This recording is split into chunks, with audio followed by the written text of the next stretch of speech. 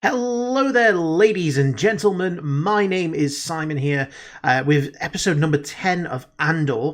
I'm recording this a bit later in the day than normal for two reasons. One, I was up late last night watching the midterm results. I know I'm British, it doesn't have anything to do with me, but, politics is interesting to me. So I decided to have a bit of a lie-in this morning. Second reason is because for a while we've had workmen ripping up the carpet outside, making a lot of noise, so I've had to wait till that's done.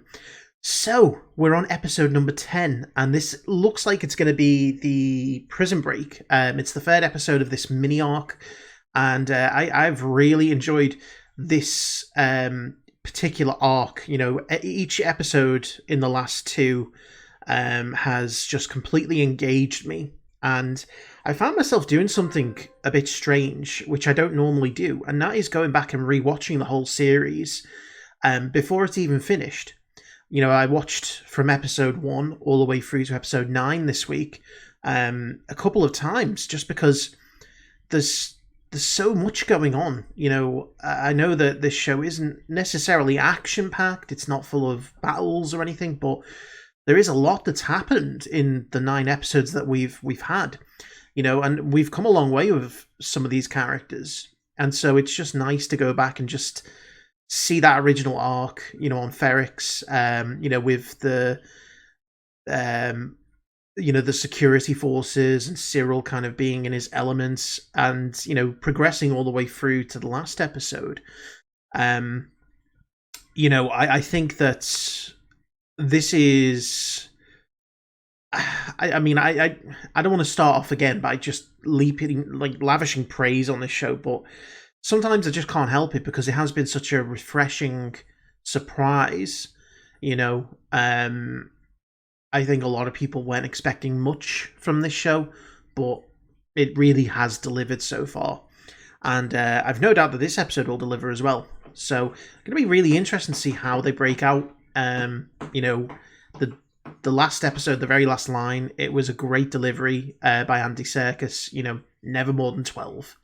That just got everyone hyped, and I think, you know, that kind of got to me in more of a way than, you know, May the Force Be With You would in, you know, a film, because it just meant so much to see Andy Serkis's character Kino go from, you know, not wanting to talk about rebellion and escape and, you know, just wanting to get his shifts done and leaving, to then realizing the situation and just being like, fuck it. Yeah, we're going to do this, you know.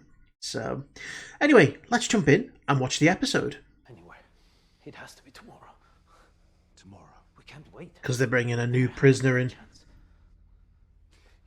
So their only chance is when they use the lift. They don't have enough guards. And whatever we're making here is clearly something they need. They can't afford to be surprised. Probably Death Star parts. There'll never be less guards than tomorrow. I'd rather die trying to take them down than die giving them what they want. Yeah. Wouldn't you rather die giving these bastards everything you've got? We won't have a better chance. Chief, floor! What's going on? He really... Happened down on 2. It's true. He times that pretty well. It's worse than that. He's only a doctor. They would never tell him. No one is getting out! There he is. There's the crack. Yes. I don't think we should step away. Go on. We should do what we normally do. He's... I think he's a spy. Want to take a look, wouldn't we? Let's assume We've seen him meeting with Luthen in the trailer. That is exactly what we will do. There is only one way. He's such an inspirational leader. Play it how you want. I'd follow Andy Serkis into hell. I'm gonna assume I'm already dead. Let's make it look good. I was going to say, if they fail, everyone dies. They can't just escape, they have to take control of the facility. If they really want to save everyone, if they just want to save themselves. That's the guy indicating the start of the workday. She said your pills were putting her off her food, and she'd rather keep eating than let you pretend to know what's wrong with her. Yeah, Marva's not going to make it out of this series alive, is she? He's the spy. I was here once. I like new. I know it's tasteless. This guy's hair looks fake. One of the indulgences of great wealth is freedom from other people's opinions. Your curiosity has clearly been profitable, I've met your husband several times. I'm sure. Oh, no, yeah. I You'd think call that's him the fun. corner we're turning in this conversation. Boundaries can be liberating. They always have value. Talking like a good old school conservative right there. So, searching for a more fluid banking situation, are we? My fee? We assume it's a percentage of funds transferred. I want no fee. Money means very little to me at this point, He wants her in his pocket. isn't it? That's what he wants. I insist. And I refuse. Having a senator Please take no offense. I'd prefer not to. is much more useful than money. I'm not asking for betrothal. Then what are we talking about? An introduction. Uh, My daughter's 13. She'll soon come of age. marry their houses. Two young people, attractive and privileged Chandrillan citizens. What makes you think Just like she was married off. tradition? And if it's a trap? Oh, if it's a trap, we've already lost. Yeah. Because he would have already told the ISB. Still on board. Gonna close out the shift. Like that. They're waiting for it. They're waiting for the on program. What's he trying to do? Step forward, move. Stop there. Zaprod, if I have to use this, you remember it. You remember it, yes. He loves his little routine, that guy, and his Zaprod. Okay, cool. You know, I was going to say, they've got weapons. Heavy, blunt objects they can just chuck at the guards. Okay. What's the plan here? Trying to flood the bathroom? On program. God, it's so tense. I love it. Here comes the water. Lift engaged. It's to make sure they can't activate the floor. That poor guy. Yes. You'll remember it.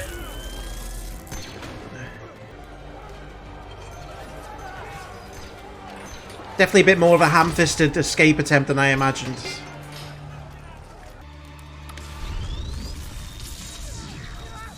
Oh.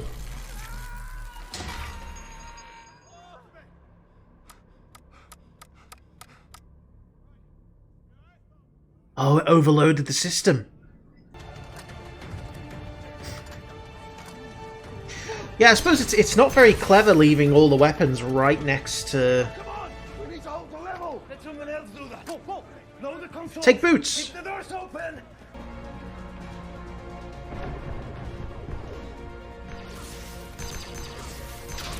Yeah! Rebellion!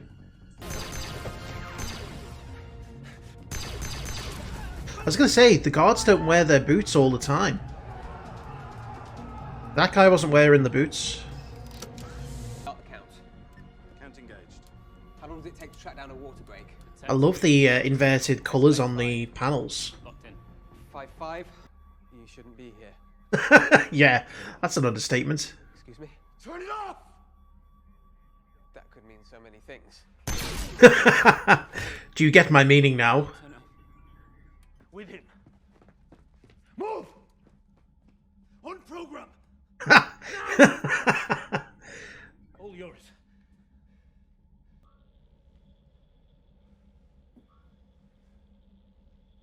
Tell him what to do.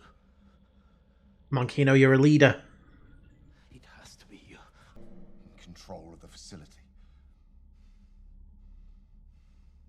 Is that the best you got? He's like, come on, man, give it some pep. How long we hang on? Wherever you are. Right now. Get up. Stop the work. Get out of your cells. Take charge. They should have made his voice sound more like Snoke, just as a, Enough guards. you know, They know a little nod. If we wait until they figure that out.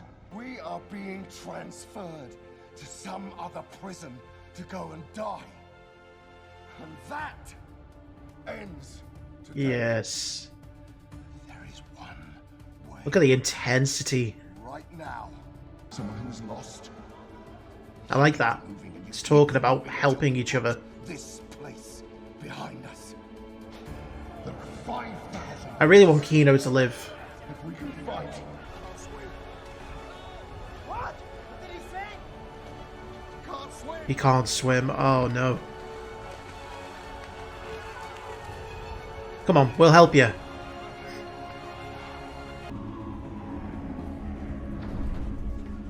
That shot, man. Oh, the underworld of Coruscant, yes. This is definitely giving me Tube vibes. Which, ironically, I was on the Tube on Friday. And I hated it. First of all, congratulations. On what? Your daughter, healthy, beautiful. You must be pleased. He's making subtle threats. Is that meant to scare me? Yeah. Well, it's been a year since we've had a chance to catch up. And if he doesn't, they'll know. Yeah. They'll be slaughtered. It's 50 men. You're worth more than that. You have to warn them. To what end? Ruin everything? What better way to reassure the idea? This is the horrible side of the rebellion. We've got to make those sacrifices. Working my way up. Alone. So what was your plan? I love this setting. Gather a big basket of goodies for me as a farewell gift? My wife's family has an import business. Even as you say the words, you know it's impossible. We can't let you go, Lonnie. Yeah, he's in too deep. We've been grooming you for too long, and yes, Krieger's men will be dying to make sure she has a father. That's a convincing argument. There's no pleasure in saying it, but you're going nowhere. Yeah. Love. I've given up all chance at inner peace. I made my mind a sunless space. Yeah, he has to make the dark choices. I share my dreams with ghosts. So what do I sacrifice? Everything! I love this speech. I need all the heroes I can get. Oh, can he trust him though? Can he trust him? Yeah, so that was, I think, the shortest episode of the series so far. But damn, it was a good episode. Following the same formula, you know, the third episode of each mini-arc tends to be the one that has the action, the battle scenes, you know, whether it be an escape plan or, you know, an infiltration. It was, I mean, there's some tremendous set pieces in this episode, you know, some tremendous acting as well. Once again from Andy Serkis. He gave a hell of a performance in his facial acting. You know, you can tell that there's a good reason why he was a pioneer in motion capture and why, you know, he's done so much work on the likes of Gollum. I think all those years of having to hone the tiny details for those digital characters has really paid off, because he now can masterfully, you know, use his expressions to, you know, portray any emotion. And, you know, when he's there giving that speech, he, you know, you can just see on his face the conflict, the growing kind of anger. Hey, buddy. But the growing confidence, you know, and I really hope he survived. I know at the end, I know that he was sat there saying that he can't swim, and I would have really hoped that someone would have helped him, you know, because that was the whole point of his speech, was, you know, speaking to the prisoners. He was not just telling people to, you know, fight back and escape. He was telling them to help each other, you know, and that's what the start of a good rebellion is. It's about helping others. Another great moment was that last scene, you know, with Luthen. You know, firstly, the actual... 2 seconds. I'm going to have to because he's trying to eat the microphone, and that's not good for anyone.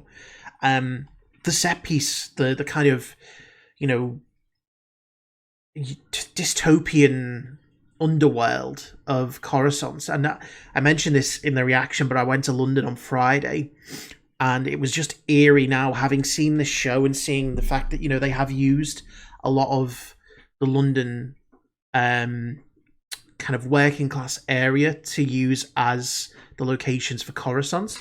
It was just really eerie to be like on the tube and, you know, just visualizing that dystopian future, because it really does, you know, I didn't enjoy my trip to London in terms of the place itself. I had a lot of fun meeting the people I went to see, but London itself is not a place that I think I enjoy.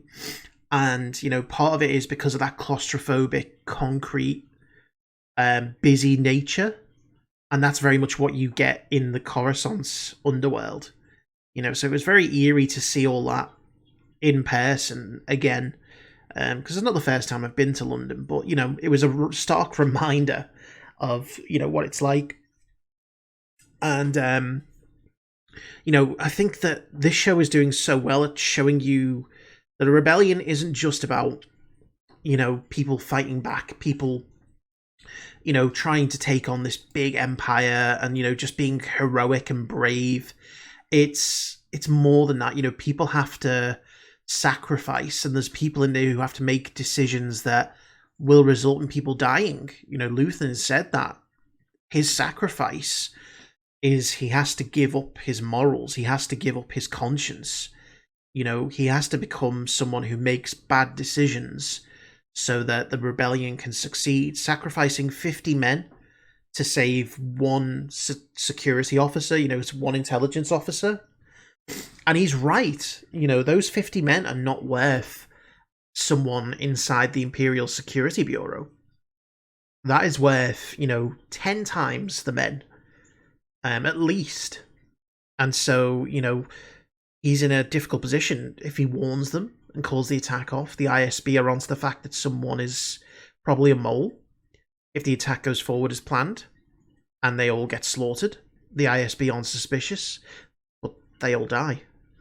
You know, there's no happy medium. There's no way they can win in that situation.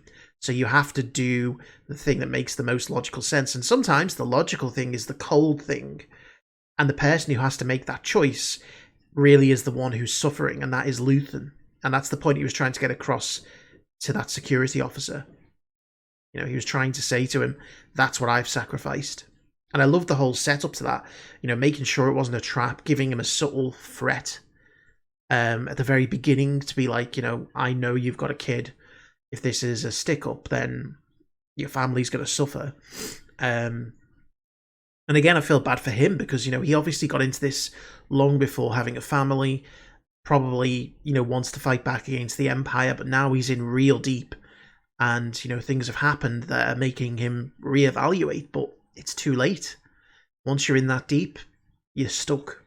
And, you know, again, it's one of those where I was partially thinking Luthen's going to kill him, you know, and this is going to be one of those tough situations where, you know, a child has just lost their father. But again, I love the whole, you know, escape scenario, the cleverness of the plan, you know, flooding the floor, you know, shorting out the electronics, you know, just seeing how messy it was. You know, it wasn't like a clean escape. It was, you know, a lot of people died because it was a plan made up in 12 hours. So it didn't quite go as well as they probably would have hoped, but it worked, and it showed you, you know, the incompetency of, or the, I suppose, the over kind of estimation or the underestimation of the prisoners and the arrogance of the Imperials to think that, you know, oh, this floor will protect us. You know, a lot of the guards weren't even wearing boots, you know, so it's like they weren't even prepared on a moment's notice for someone to attack, you know, so if they had decided to use the floor, they probably would have fried a lot of the Imperial security guards as well.